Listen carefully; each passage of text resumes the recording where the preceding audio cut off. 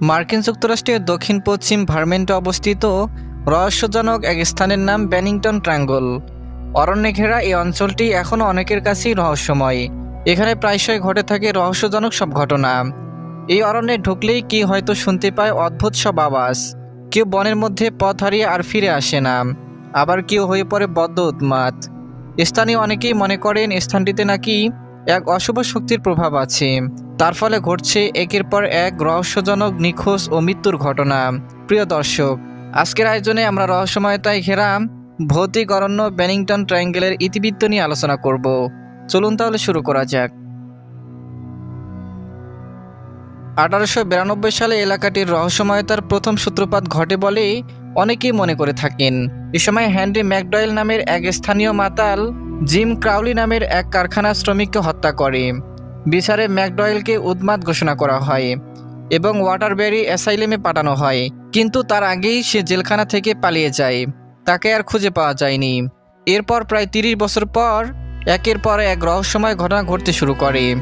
1920 থেকে 1950 সালের মধ্যে বেনিংটন ট্রায়াঙ্গলে ঘটেছে এমন কয়েকটি নিখোঁজের ঘটনা, যার রহস্য ভেদ করা এখনও কোনো সার্চ টিম বা তদন্তকারী কর্মকর্তার পক্ষে সম্ভব হয়নি।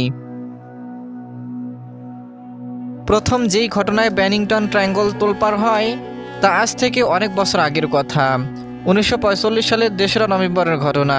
75 বছর বয়সী মিডি রিজার্ভ নামের একজন গাইড 60 জন শিকারীকে নিয়ে পাহাড়ে গেলেন শিকারের উদ্দেশ্যে। দলটিকে নিয়ে ফিরে আসার সময় লং ট্রেইলি রোড ও 9 নম্বর রুটের কাছাকাছি এসে রিজার্ভ তার সহযাত্রীদের থেকে সামান্য এগিয়ে যান। এরপর থেকে তার সহযাত্রীরা তার আর কোনো হদিসই পাননি। হঠাৎই ওই জায়গা থেকে তিনি অদৃশ্য হয়ে গেলেন। পরে স্থানীয় পুলিশ ও স্বেচ্ছাসেবকের দল চিরুনি অভিযান চালিয়েও রিজার্ভের দেখা তো দূরে থাক, তার দেহ পর্যন্ত খুঁজে পায়নি। পরের ঘটনাটি ঘটে প্রায় 1 বছর পর।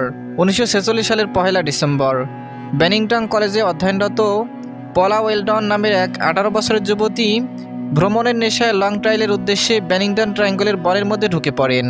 তার পরিচিত অনেকেই তাকে বনের মধ্যে দিয়ে যেতে দেখেছেন, কিন্তু সে আর জঙ্গল থেকে কখনো ফিরে আসেনি। এরপর তাকে খুঁজে দেওয়া বা তার সন্ধান দেওয়ার জন্য $5000 পুরস্কার ঘোষণা করা হয়। এমনকি যুক্তরাষ্ট্রের তদন্ত সংস্থা FBI এর সাহায্য নেওয়া হয়, কিন্তু কোনোভাবেই তাকে আর খুঁজে পাওয়া যায়নি। তবে তাকে নিয়ে এমন গুজব ছড়ায় যে পলা হয়তোবা তার প্রেমিকের সঙ্গে কানাডায় চলে গেছেন। আরেকটি ধারণা তখন বেশ প্রচলিত ছিল, আর তা হচ্ছে প্রকৃতির মাঝে একাকী নিরিবিলি জীবনযাপনের জন্য নির্জন জঙ্গলকে বেছে নিয়েছেন পলা, কিন্তু এর সপক্ষে কোনো বাস্তব প্রমাণ পাওয়া যায়নি। তৃতীয় ঘটনাটি ঘটে তার 3 বছর পর। 1949 সালের 1 ডিসেম্বর জেমস ই টেডফোর্ডের নামের একজন প্রবীণ সামরিক ব্যক্তি তার এক আত্মীয়র সাথে দেখা করার জন্য সেন্ট এলবার্ন থেকে বাসে করে বেনিংটনের উদ্দেশ্যে যাত্রা শুরু করেন। বাসে যাত্রী ছিলেন মাত্র 14 জন, কিন্তু বাস গন্তব্যস্থলে পৌঁছার পর দেখা গেল জেমসই বাসে নেই। বাস যাত্রীদের তথ্যমতে বাসটি কোথাও যাত্রা বিরতি করেনি, কিন্তু সেন্ট এলবার্ন থেকে বাস যখন যাত্রা শুরু করে তখন বাস ড্রাইভার সহ যাত্রীরা জেমসকে তার নির্ধারিত সিটে বসতে দেখেছে। বাস চলা শুরু করলে তিনি তার সিট থেকে একবারও ওঠেননি। আবার কয়েকজন যাত্রী শেষ স্টেশনের আগে স্টেশন পর্যন্ত জেমসকে ঘুমিয়ে থাকতে দেখেছেন বলে জানান, কিন্তু তারা কেউই বলতে পারলেন না জেমস কোথায় হারিয়ে গিয়েছেন। অদ্ভুত ব্যাপার হলো জেমসের লাগেজ ব্যাগ সহ তার টাকা ভর্তি ওয়ালেটটি তার আসনে পড়ে থাকতে দেখা যায়। পরের ঘটনাটি ঘটে পল জেপসন নামের এক 8 বছর বয়সী ছেলেকে নিয়ে। 1950 সালের 12 অক্টোবর এক সকালের ঘটনা। জেপসন ছিল তার মায়ের সঙ্গে। তিনি এ সময় শুকরছানাদের খাবার খাওয়াচ্ছিলেন, আর জেপসন বাড়ির চারপাশে ছুটোছুটি করছিল। ঘণ্টাখানেক পর মা ঘরে এসে দেখেন জেপসন ঘরের আশপাশে কোথাও নেই।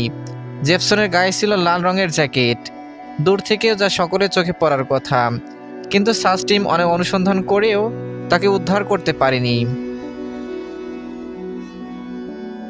জেপসনের ঘটনা মাত্র 16 দিন পর অক্টোবরের 28 তারিখ 53 বছরের ফ্রিডা ল্যাঙ্গার ও তার চাচাতো ভাই হারবার্ট এলসোনার সামারসেট রিজার্ভের কাছে ক্যাম্পিংয়ের উদ্দেশ্যে বেরিয়ে পড়ে। হঠাৎই একটি ছোট স্রোতের নদী পার হতে গিয়ে ফ্রিডা পানির মধ্যে পড়ে যান। ভিজে যায় তার পরনের কাপড় চোপড়। এরপর তিনি হারবার্টকে একটু অপেক্ষা করতে বলেন। পোশাক পরিবর্তনের জন্য ফিরে যান ক্যাম্পে। অনেকক্ষণ হয়ে যাওয়ার পরও তিনি আসছেন না দেখে হার্বার্ট ক্যাম্পে ফিরে আসেন, কিন্তু হার্বার্ট ক্যাম্পে এসে ফ্রিডাকে খুঁজে পাননি। এলাকাটি ফ্রিডারের কাছে বেশ পরিচিত, ফলে দিনের আলোয় হারিয়ে যাওয়া তার পক্ষে অসম্ভবই বটে। আবার শুরু হলো ব্যাপক তল্লাশি। 2 সপ্তাহ ধরে 300 জন অনুসন্ধানকারীর সমন্বয়ে গঠিত 5টি অনুসন্ধান টিম হেলিকপ্টার, এয়ারক্রাফট থেকে শুরু করে বিভিন্নভাবে তছনছ করে অনুসন্ধান চালিয়েও ফ্রিডারের অস্তিত্ব কোথাও খুঁজে পায়নি। তবে অদ্ভুত এক ব্যাপার হলো, এই ঘটনার 1 বছর পর 1951 সালের 12ই মে সমারসেট রিজার্ভের কাছাকাছি এক জায়গায় ফ্রিডারের দেহ পড়ে থাকতে দেখা যায়, কিন্তু তার দেহ ময়নাতদন্ত করেও মৃত্যুর সঠিক কারণ জানা যায়নি। তবে ফ্রিডারই একমাত্র নারী যার লাশটি খুঁজে পাওয়া গিয়েছিল। কেন ঘটছে একের পর এক এই অদৃশ্য হওয়ার ঘটনা? অনেক প্যারানর্মাল বিশেষজ্ঞরা এ নিয়ে তাদের নানা অভিমত উপস্থাপন করেছেন। নেটিভ আমেরিকানরা প্লেস্টেনবারি মাউন্টেনের আশেপাশের এলাকাটি অভিশপ্ত ভূমি বলে মনে করেন।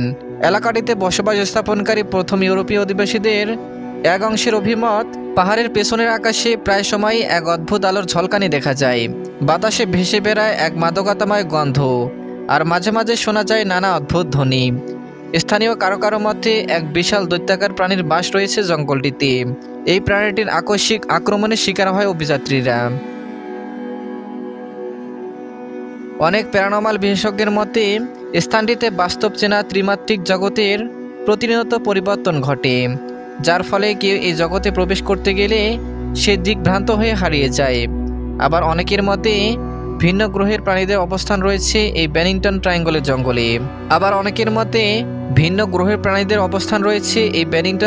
জঙ্গলে। তাদের কারণে ঘটছে এসব অস্বাভাবিক ঘটনা। আরেকটি দলের মত, কোনো সিরিয়াল খুনি বনের মধ্যে বসতি করে আছে, সে এই সব ঘটনার পেছনে দায়ী। বিষয়টা যদি সত্যি তাই হয়, তাহলে একটি প্রশ্ন সামনে এসে দাঁড়ায়, এতগুলো হত্যাকাণ্ডের কোনো হদিস কেন পাওয়া গেল না? একটি ছাড়া কেন পাওয়া গেল না আর কোনো মৃতদেহ? এরপরে এমন কিছু তথ্য এসব অদৃশ্য ঘটনার পেছনে পাওয়া যায় যেগুলো বেশ রোমাঞ্চকর। সবগুলো হত্যাকাণ্ড একটি বিশেষ সময়ে ঘটেছে। শীতের সময় ছাড়া বছরের অন্য সময় কেন এমন কিছু ঘটে না? 1942 থেকে 1950 সালের মধ্যে এসব অদৃশ্য হওয়ার ঘটনাগুলো ঘটেছে। ফ্রিডা ছাড়া আর কারো কোনো হদিস শেষ পর্যন্ত পাওয়া যায়নি। কিন্তু কিভাবে ফ্রিডা তার তাঁবু থেকে অদৃশ্য হয়ে গেল, সেটি একটি রহস্য। হারিয়ে যাওয়ার পর অনুসন্ধান দল তছনছ করে খুঁজেও ফ্রিডার কোনো হদিস পাননি। অথচ 1 বছর পর যে জায়গা থেকে তিনি হারিয়ে গিয়েছিলেন সেখানেই তার লাশ পাওয়া যায়, যা এক বড় রহস্য।